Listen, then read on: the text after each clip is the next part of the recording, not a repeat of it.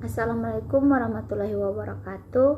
Saya Trijana Ristala Baco akan memaparkan materi saya, yaitu semen biasa atau semen abu-abu. Semen biasa atau semen Portland adalah bubuk berwarna abu kebiru-biruan yang dibentuk dari bahan utama batu kapur atau gamping berkadar kalsium tinggi yang diolah dalam tanur yang bersuhu dan bertekanan tinggi.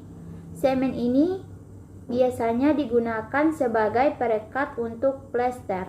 Semen ini berdasarkan persentase kandungan penyusunnya terdiri dari 5 tipe, yaitu tipe 1 sampai tipe 5. Tipe-tipe semen Portland yang pertama yaitu tipe 1 adalah perekat hidrolis yang dihasilkan dengan cara menggilir klinker yang kandungan utamanya kalsium silikat dan digiling bersama-sama dengan bahan tambahan berupa satu atau lebih bentuk kristal senyawa kalsium sulfat. Komposisi senyawa yang terdapat pada tipe ini adalah 55% C3S, 19% C2S, 10% C3A, 7% C4AF, 2,8% MgO, 2,9% SO3, 1,0% hilang dalam pembakaran, dan 1,0% bebas CaO. Selanjutnya tipe 2 adalah perekat hidrolis yang dihasilkan dengan cara menggilir klinker yang kandungan utamanya kalsium silikat dan digiling bersama-sama dengan bahan tambahan berupa satu atau lebih bentuk kristal senyawa kalsium sulfat. Komposisi senyawa yang terdapat pada tipe ini adalah 55% C3S, 9% C2S, 10% C3A, 7% C4AF, 2,8% MgO, 2,9% SO3, 1% hilang dalam pembakaran, dan 1% bebas CaO. Selanjutnya, tipe 3 dipakai untuk konstruksi bangunan dari beton massa atau tebal yang memerlukan ketahanan sulfat dan panas hidrasi, misalnya bangunan di pinggir laut, bangunan bekas tanah rawa, saluran irigasi, dam-dam. Komposisi senyawa yang terdapat pada tipe ini adalah 57% C3S, 19% C2S, 10% C3A, 7% C4AF, 3,0% MgO, 3,1% SO3, 0,9% hilang dalam pembakaran, dan 1,3% bebas CaO.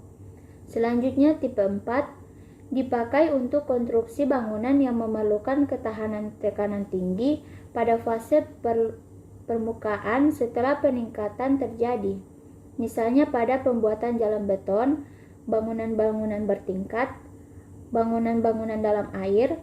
Komposisi yang terdapat pada tipe ini adalah 28% C3S, 49% C2S, 4% C3A, 12% C4AF, 1,8% MgO, 1,9% SO3, 0,9% hilang dalam pembakaran, dan 0,8% bebas CaO. Yang terakhir, tipe 5 dipakai untuk instansi pengolahan limbah pabrik, konstruksi dalam air, jembatan, terowongan, pelabuhan, dan pembangkit tenaga nuklir.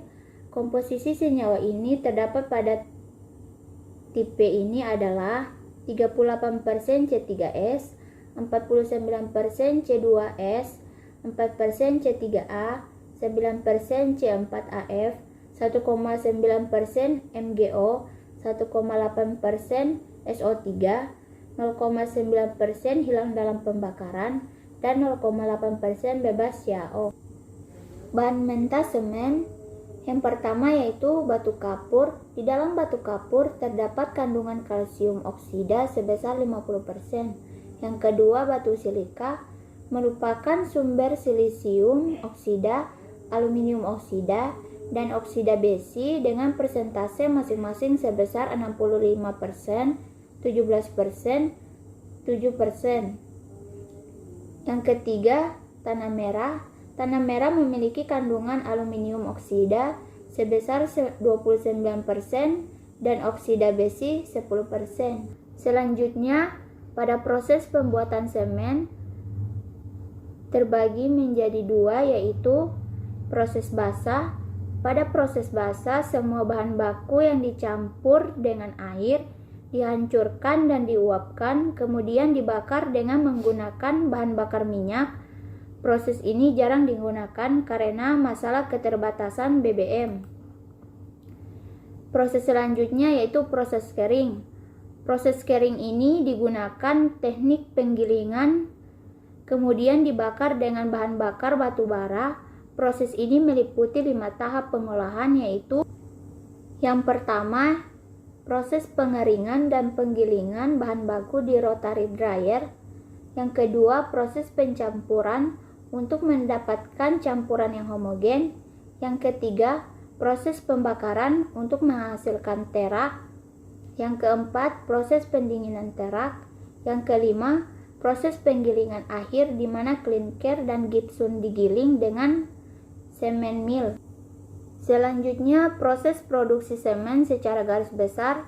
Yang pertama, penambangan dan penyimpanan bahan mentah. Yang kedua, penggilingan dan pencampuran bahan mentah. Yang ketiga, homogenasi dan pencampuran bahan mentah. Yang keempat, pembakaran. Yang kelima, penggilingan hasil pembakaran. Yang keenam, pendinginan dan pengepakan. Selanjutnya, dilihat pada gambar. Secara singkat, proses dari pembuatan semen ini adalah semua bahan mentah dicampurkan. Bahan-bahan mentah ini harus bebas debu.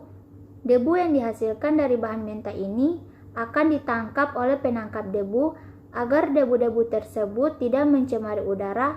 Bahan-bahan ditampung. Setelah ditampung, bahan-bahan ini kemudian dimasukkan ke dalam suspensi preheater. Suspensi preheater ini berfungsi untuk memanaskan dengan cara menyemprotkan udara panas. Kemudian bahan-bahan dimasukkan ke dalam rotary kiln, dibakar pada suhu 1400 derajat Celcius sehingga menghasilkan butiran-butiran kecil berwarna hitam yang disebut klinker. Klinker kemudian ditampung di dalam klinker silo.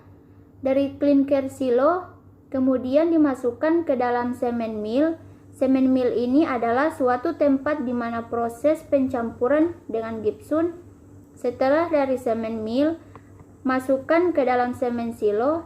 Tahap akhir dari proses pembuatan semen ini adalah pengepakan, yang selanjutnya semen ini akan distribusi ke pasaran. Selanjutnya, cara mengaplikasi semen dilakukan hanya dengan diberi tambahan air saja. Perbandingan yang baik antara semen instan dan air yang dipakai untuk pembuatan adonan adalah 2:1. Perbandingan ini bisa diubah atau disesuaikan dengan jenis pekerjaan yang dilakukan. Jika semen instan mau digunakan untuk pembuatan plester dinding dan apabila dalam kondisi yang kering, sebaiknya dilembabkan lebih dahulu dengan cara disiram air. Dan harus diingat juga, kegiatan pelembaban ini tidak boleh membuat dinding menjadi terlalu basah. Jika ini terjadi harus ditunggu beberapa saat agar terjadi penguapan. Kondisi sangat basah akan membuat kualitas plester kurang baik kekuatannya. Agar bisa dapat hasil yang sempurna, digunakan alat perata